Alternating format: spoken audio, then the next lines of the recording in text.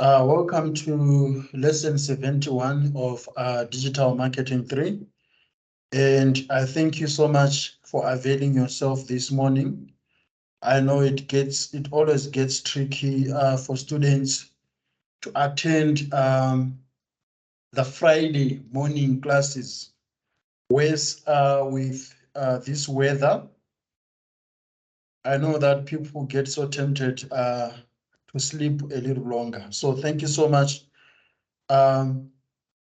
for attending this virtual lesson.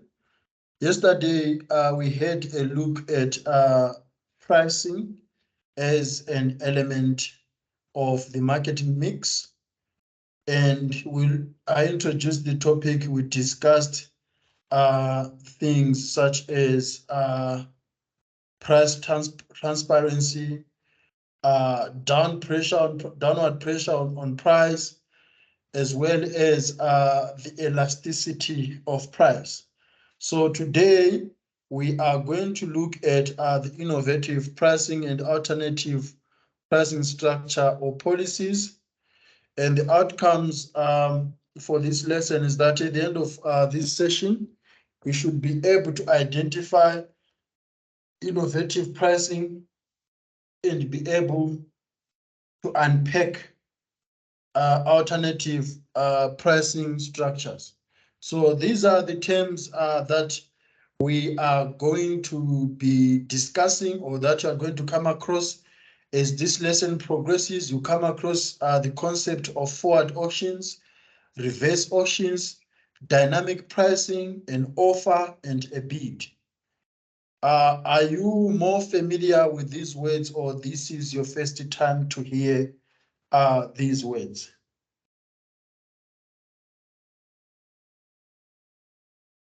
The first two terms are definitely foreign. Okay, Same here. all right. Are used in the real estate, the property market where people buy houses or sell houses, or even in the motor market where people buy cars, second-hand cars and stuff like that.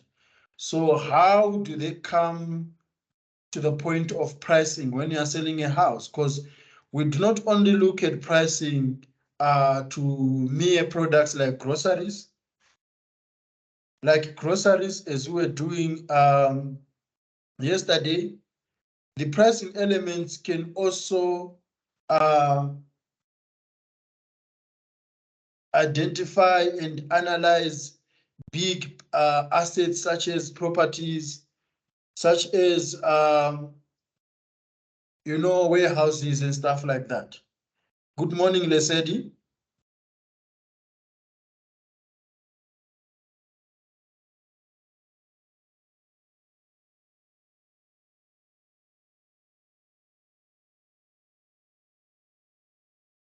Anyway, I hope you can hear me because I can't hear you.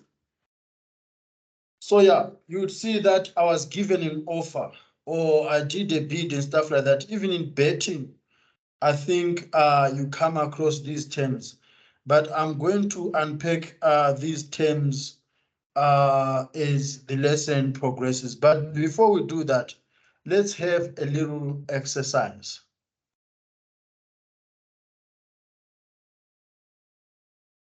In your opinion, what are the new innovative pricing approaches used by e-commerce sites in South Africa?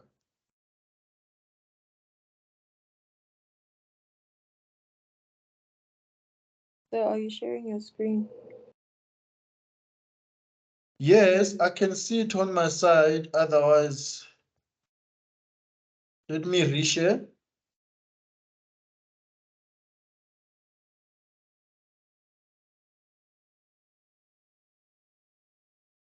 Can you see it now? Yes, sir. Thank you. Okay.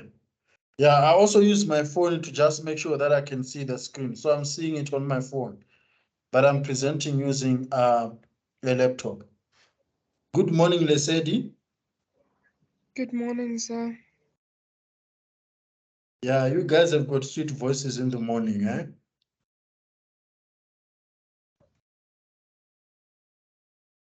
But in the afternoon or as the day progresses, yo. All right. So as I was asking, we've just started in when they said we are doing lesson 671, and welcome to the lesson, by the way.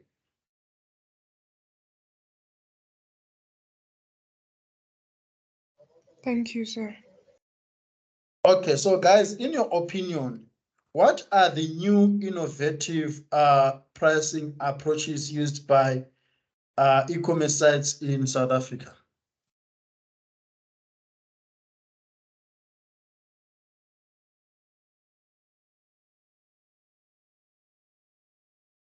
Does allowing customers to pay in installments count as a pricing approach, or is that something different? Yeah, that works. That actually works in South Africa. As I have come across many e-commerce sites, you now have, is it called a payflex, where you can pay, you can split your price in installments. Yes, you split it into 3 payments. Yes, but in some cases there's actually no interest. I Definitely. think Converse or Star Online, they also do that.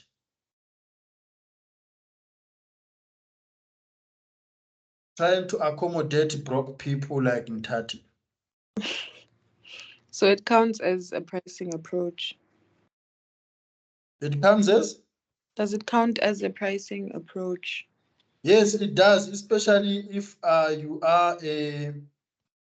you are a company and you know that the items that you get, people will never afford them, but they can afford those items over a period of time. Then that does work, because here it's not buying on credit. It's not the same as a bank that finances a product, then you're paying an interest. Okay. Good morning, Lebo. Good morning, sir. Morning, are you well? Yes, sir. Did you brush your teeth yet? No. You guys are attending my classes, and most of you guys are smelling blankets. You didn't even dare to shower and you're still in bed. Yo. Sir, are you sharing the screen? Yeah, I am. Or I can't see you, sir. Let me stop sharing and share again. All right. Can you see it now? Yes, sir.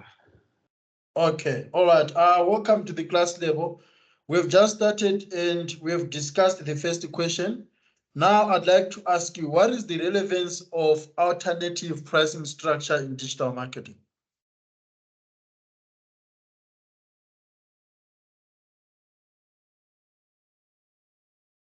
Yes, sir. I don't know. Okay, others, let's hear from others.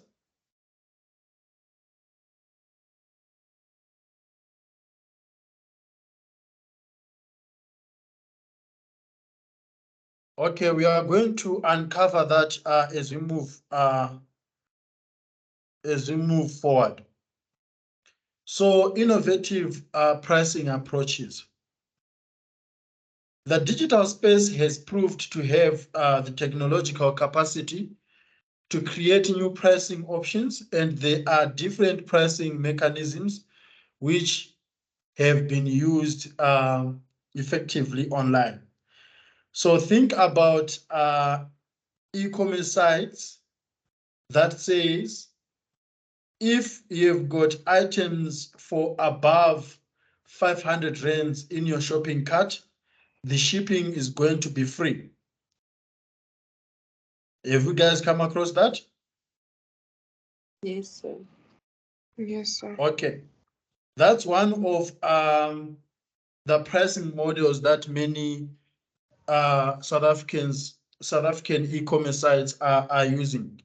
So while many of pricing options were available before the advent of the internet and are not new, the internet has made some models easier to apply. In particular, the volume of users makes traditional or off forward auction. So here I'm talking about B2C models and reverse auctions, which is normally done by business to business, more tenable. These have become more widely used than previously. So an offer is a commitment for a trader to sell under certain conditions, such as a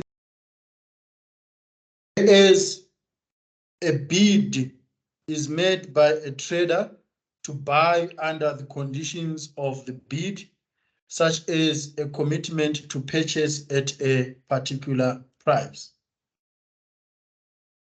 I'm sure you guys, if you go to auctions, you can hear things about an offer and a bid.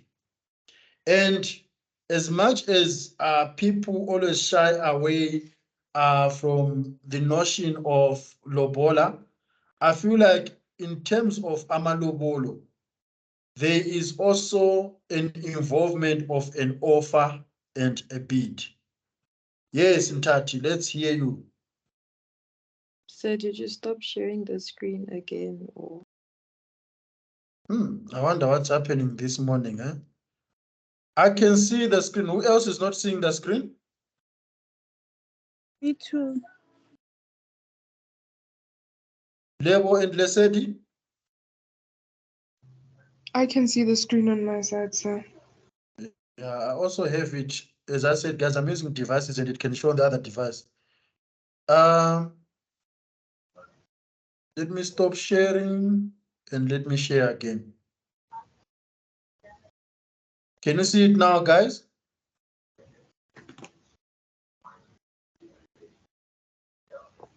Those who said Yes. are not seeing the screen, can you see it now? No. I No. can see it. Makosazana? No. I Oh. can't. What are you using, Makosazana, a phone or laptop? My phone. I'm also using a phone and I can see it. Let me try to But I was reshare it able again. to see it. Then You are able to see suddenly it I now? can't see it. Mm. Ntati, can you see the screen?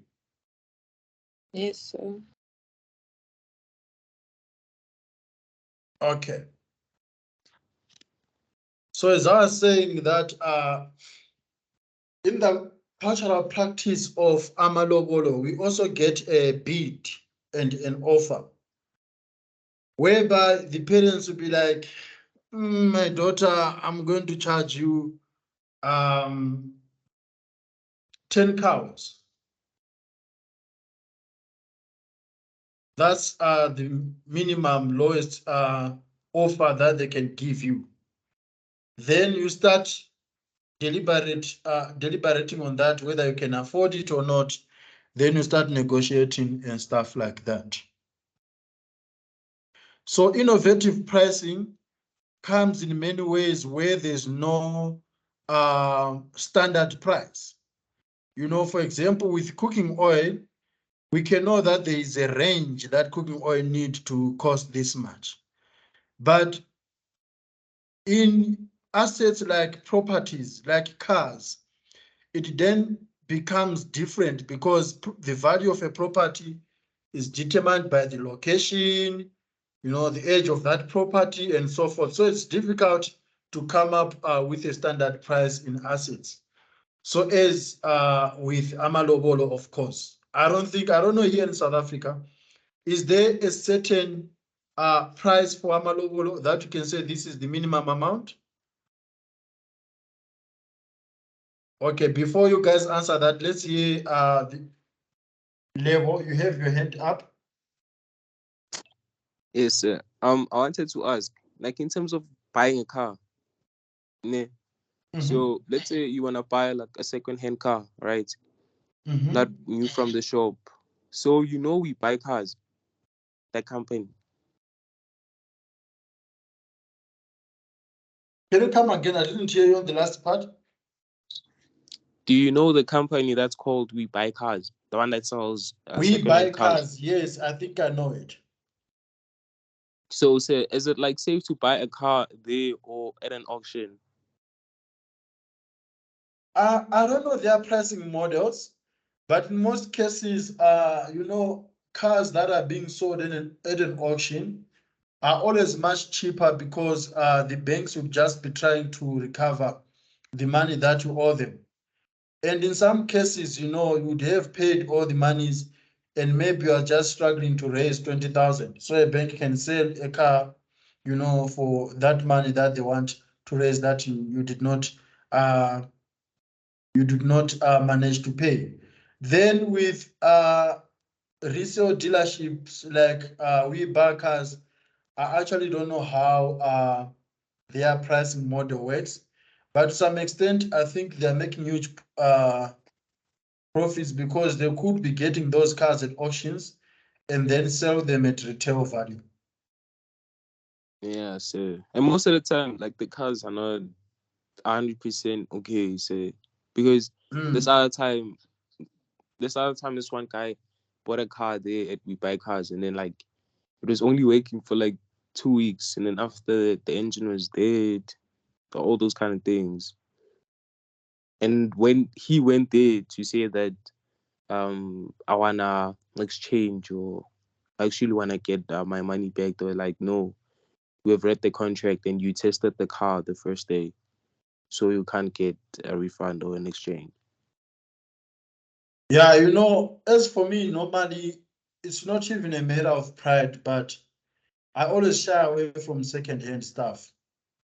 Not because I do not like second-hand stuff, but I always try by all means to avoid those legal ramifications, especially if I know that I don't have certain knowledge in that specialty. For example, I'm not a mechanic. So if I were to go and buy a second-hand car, how am I going to know that this car is going to last me? Or if there's no part that is going to break down in a few weeks, then it becomes difficult to get a refund or to get an exchange or even to get a service. So I'd prefer getting something straight from the shop that is completely new. Okay, so Yeah. Then I was asking you guys about how you do lobola across South African cultures or languages or ethnic groups. Is there a certain bridal price in South Africa?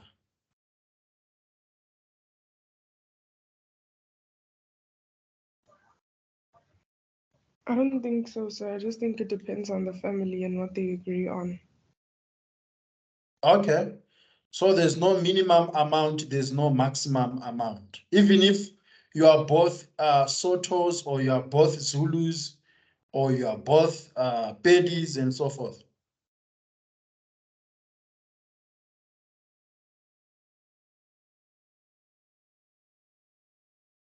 Let's do something innovative. Mtati,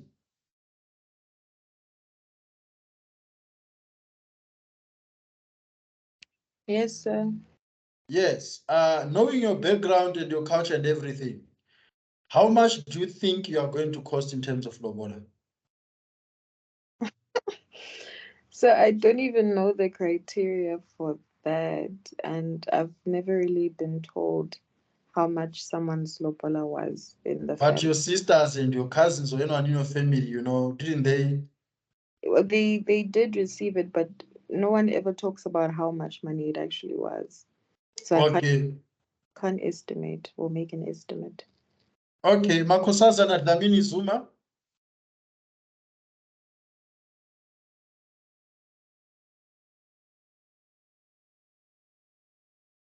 How much do you think Lebo can pay for you?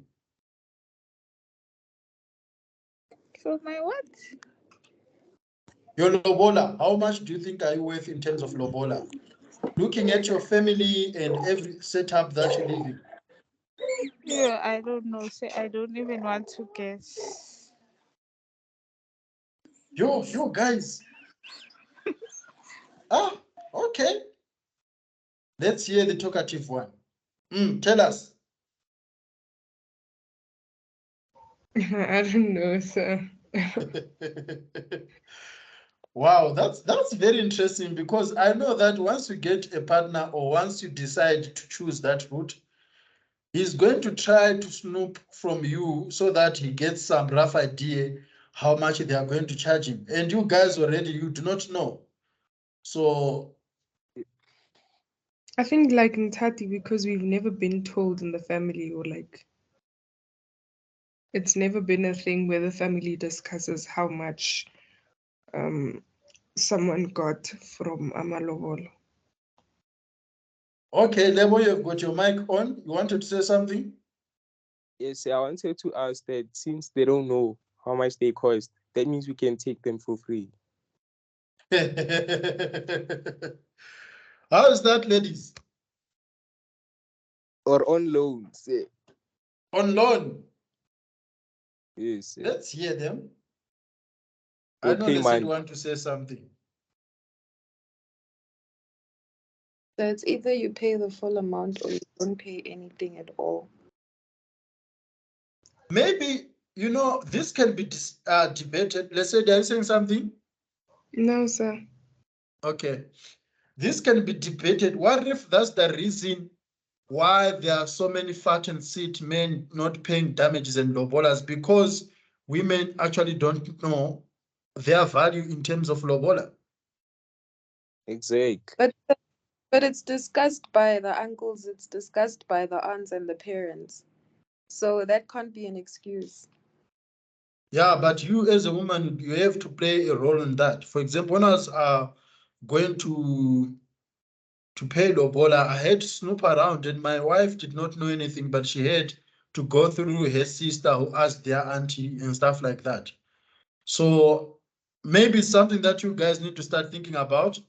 Or maybe you are also not part of that, because nowadays societies are dynamic, people are modernizing, and I've heard several women who say that they do not want any lobola for them, saying that as long as you're in a relationship with someone, you can go to home affairs, get married, you start your family, because lobola can actually drain your finances. All of a sudden, you're in poverty, stuff like that. So perhaps you guys also believe along those lines.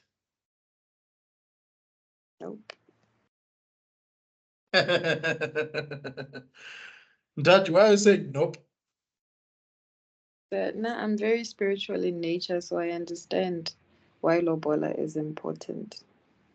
So you don't understand that why, considering the economy and everything, that lobola can be put aside.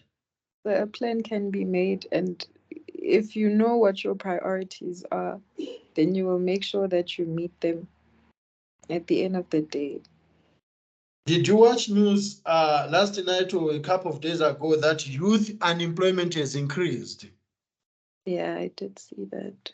Yes. So where is your man going to get money for lobolo when almost, the majority of your peers do not have jobs? I guess an arrangement can be made either way, but lobola has to be paid. Even if you pay 10% every 6 months, it's fine as long as you complete it at one point. Oh, so you mean it's the effort that matters? That matter. It doesn't matter whether you've got R1 billion or you've got R10. Yes. Okay, let's say, do you want to say something? Then if that's the case and they don't want to pay lobola, they shouldn't expect things that married people do finish. Oh, wow. Ganja. I see. Hey, what are you saying, Level? Say, I'm disagreeing with what she said. How Why you so? disagree? Say, she doesn't know the price. But even though I have an idea or whatever, it's still dependent on the family, what the husband's family and my family agree on. But it is your Man, family. You need to know how your family normally charge in terms of the background and those who are paid for and stuff like that. I know, so They I'm say just saying, like now, out of all the weddings, like we've never been like, I think at a certain age, the conversations will come up.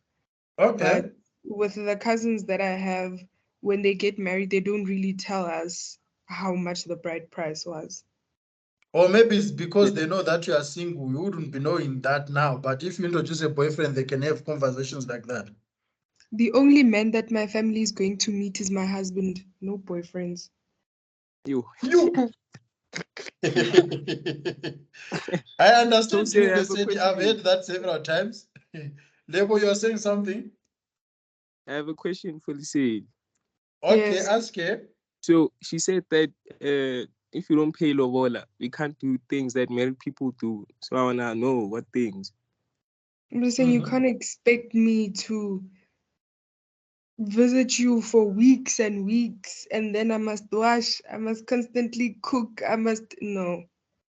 I'll do that, Oh. yes, out of the kindness of my heart sometimes. So I'm just saying, don't expect it to be a pattern. Oh, okay. So chores. The Eh, chores, fella. Oh, tetering.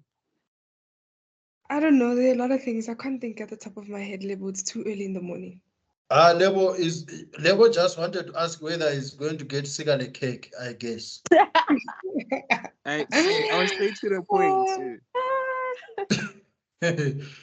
Cigarette cake, people get it even in high school. That one is not determined by Amalobolo. Anyway, Yes, true. pardon? I'm just saying I hear you, sir. Yeah, I think Amalobolo now comes in terms of ownership, that you can sort of own someone, but not Oh, in but not in a sense of the way we own goods and stuff like that. Like belonging to someone, because at the end of the day, you've got a backup from family. So somehow, if you own them, if you do something, you go to her family and say that, look at what your daughter is doing. But when it's a boyfriend, you can't do that. So it doesn't own you. You can do whatever you want. I don't know if you get the sense of what I'm trying to say. I hear you, sir. Though, yes, there's no human being that owns another human being. That's illegal. Okay. So that's how interesting it becomes when pricing involves human beings. We've had families coming up with damages. Why do you have to pay damages, for example? And all these things happen in African cultures. I've never heard in other cultures like Asian cultures and so forth. Like, why do I have to pay damages if we enjoy it together? If we're involved in that process of baby making. So these are the things that you need to understand, the innovative ways of pricing within cultures when it comes to family setups, marriages, and relationships. Anyway, the setting of shipping fees can have a dramatic effect on both conversion and profitability. It can be noted that there is a popularity of free shipping offers when the basket size is above a certain amount. However, this can potentially cause profitability to fall if it is not set at the right level. I think you come across these guys when you are buying something online. So this is the alternative pricing mechanism. I think you have this in your textbook, where at the top you have got a pricing option.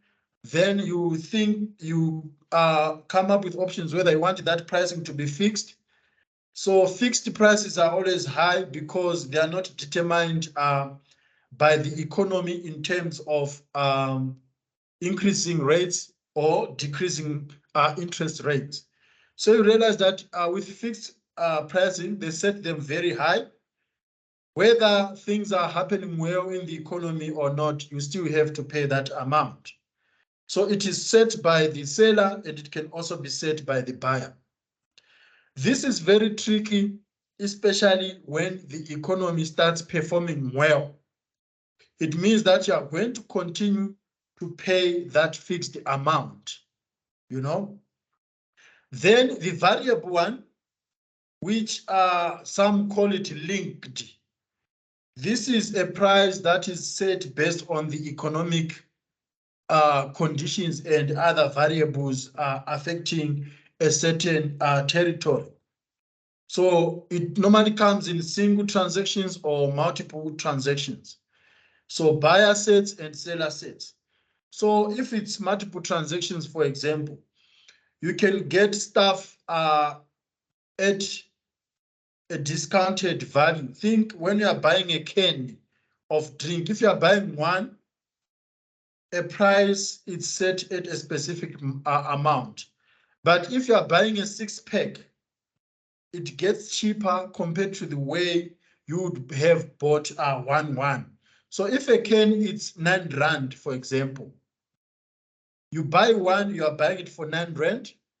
But if you buy it for 6, when you do 9 times 6, it becomes less to an extent that you can get a 6-pack of cane for 50 rand. Have you come across that, guys?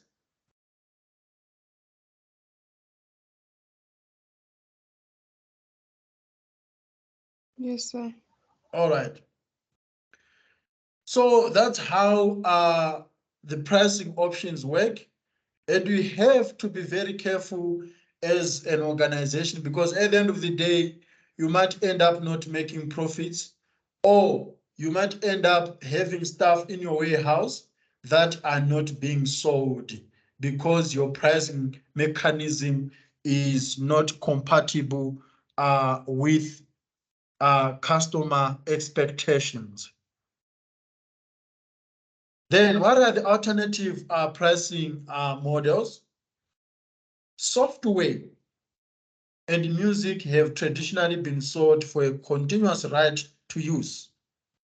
And different types of pricing may be possible on the internet, particularly for digital downloadable products. So you realize that as long as you continue to use music, to listen to music, you have to continue paying for it. It has also happened with softwares like Need for Speed and all those applications that you guys use in your phones, like the photo editing applications and stuff like that. So as explained yesterday, the internet offers new options such as payment per use, rental at a fixed cost per month, a lease arrangement, and bundling with other products. Therefore, the use of application service providers to deliver services such as website traffic monitoring also gives new methods of volume pricing.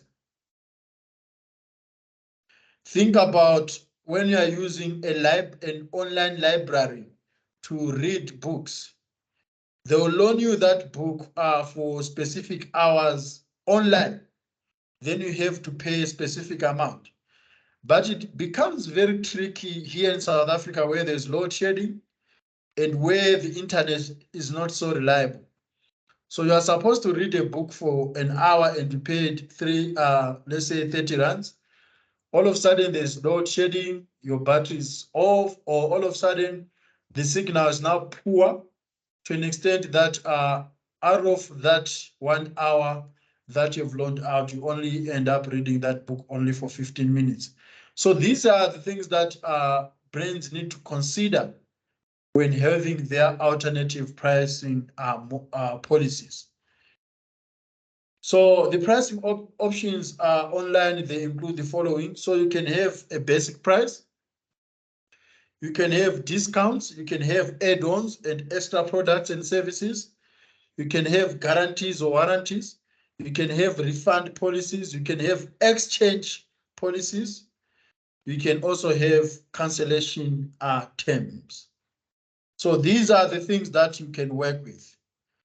My advice to my friend Lebo on Lobola, you can also always use this model, if you want to be clever with your uncles, because they get a briefing from you. You are the one who is going to pay.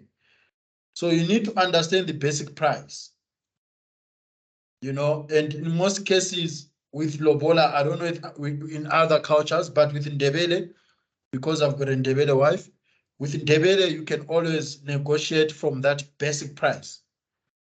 So families are also clever. They can give you a very cheap basic price, which comes in form of cows. Then other additions like inkomo kamama, they are non-negotiable.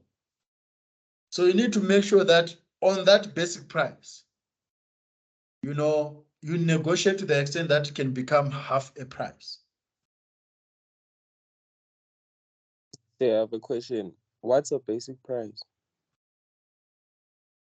A basic price, it is the amount that you set without any extras, without any discounts, as it is. Like if it was to happen now, this is the amount that you can pay.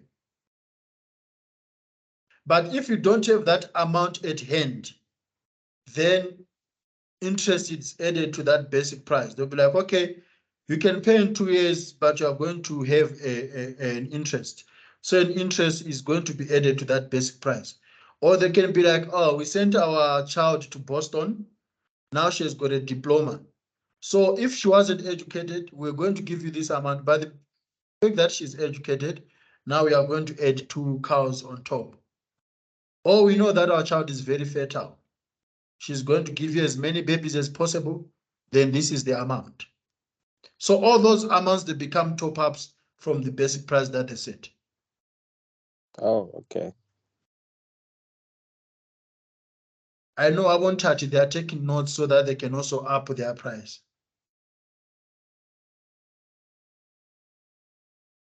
But it becomes tricky if the woman is not on your side, because the woman is the one who knows your pocket and is the one who have to be fighting for you, not turning with her family fighting against you.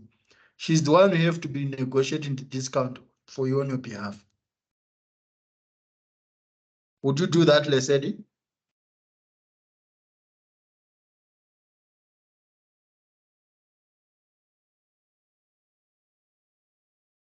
Maybe, who knows? Okay. So yeah, you'd realize that some of the companies might not have the discounts at all, whether you're shopping in the morning, in the winter, or Black Friday, or Easter, they always have the basic price. Some, they do not have refund policies. Touch is a move. Once the order has been released, they do not take anything back, even if that order had deformities. But the challenge now is that once you have got things that are not favorable to the customer, chances are that there's not going to be any customer retention there. Customers won't come back to buy for more. So you have to come up with alternative pricing policies that enables or enhances the relationship that would form with customers. Remember, in order to exist as an organization, you need to have a better relationship with your customers. Your customers have to be your brand advocate. You need to have that brand identity that resonates with customers. But if your pricing drives away customers, chances are that you end up in the arms of your competitors. I don't know if I'm making any sense, guys.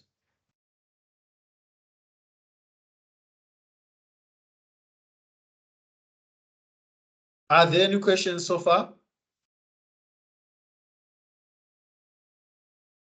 No questions, sir.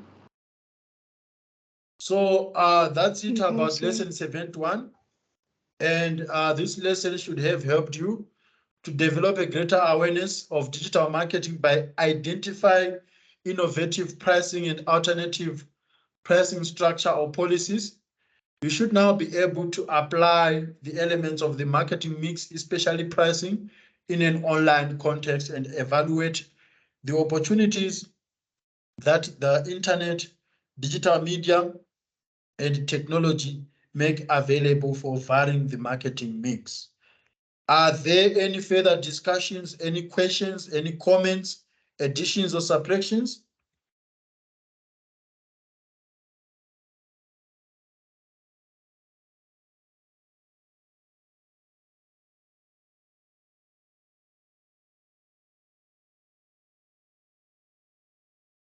If there's none, then I'm going to ask you guys.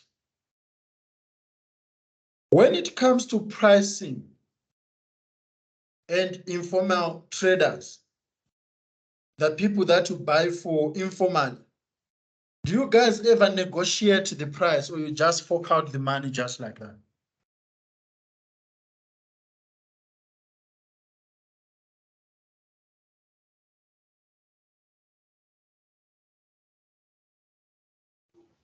I tried to negotiate the price. Like on the streets in Soweto, you want to buy a watch or you want to buy some bracelets and they say it's 60 rand and you have got 50 rand or you have 60 rand, but you feel like it's being overpriced. Do you say, I've got 10 rand, putty and this and that? Yes. Okay. Makosazana, the shy one, do you ever negotiate or just fork out the amount?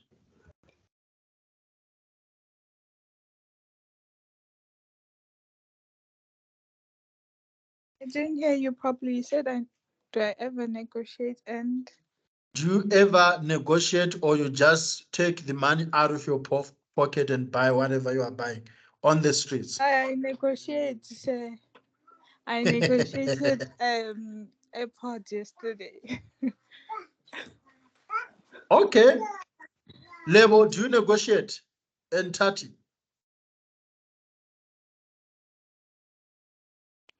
I don't negotiate at all. Okay, Lebo. Yeah, I do negotiate. All right. So those who negotiate, is it because you are broke or you just feel like you need to sharpen your negotiation skills?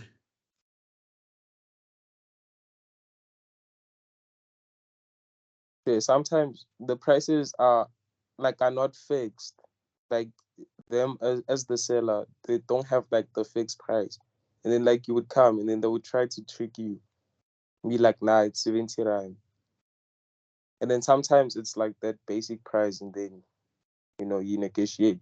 Not because you don't have money, but you see it like it's probably overpriced.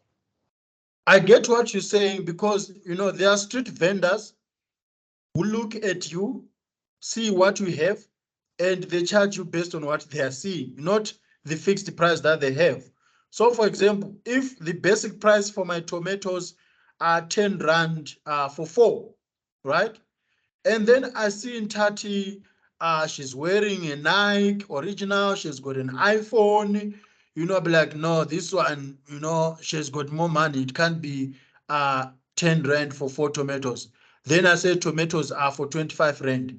All of a sudden, Tati is buying those tomatoes for 25 rand, and I've actually made a double sale for one thing. Then when I look at Leseda, I'll be like, she has had her hairstyle 25 years ago. She's wearing torn shoes. This one, let me charge her 10 for 4. And also, sir, it depends with the location because I feel like it could be the same product, but maybe in Soweto you would get it for maybe this much, and then here in Santon we get it for maybe much more. What you pay at Soweto. So I think it also goes with like the location of the product. Yes. With That's why we informal, don't have the same price for quotas in different locations, yes, sir. but they use the same ingredients. Okay, that's perfect. Okay, guys, let's meet in our next class, the last class for this week. So we are going to do the application on product and pricing. So we spoke about product on Tuesday and yesterday, and we also spoke about pricing. So we have got the 2 P's of the 7 P's. Let's quickly do a study analysis before we call it a day for the weekend. Okay.